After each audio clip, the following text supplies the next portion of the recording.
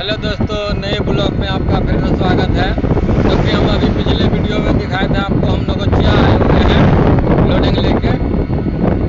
तो नगोचिया से निकले तो भैया फ़ोन किए थे कि आओ दुकान पे, तो क्या फिर लोडिंग है तो माल लोड करके निकल जाना। तो देख सकते हैं आप हमारे पीछे माल लोड है, लोड कर लिए, बिल भी ले लिए हैं।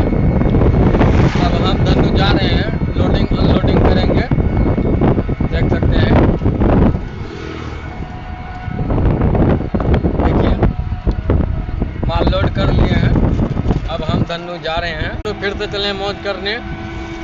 देखिए आज धनु भी खुश है, बराबर भाड़ा मिल रहा है धनु को।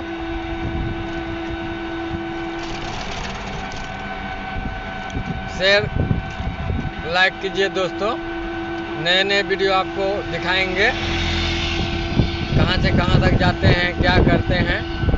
सब्सक्राइब लाइक ज़रूर कीजिए। वीडियो अच्छा लगे तो शेयर कीजिए। धन्यवाद।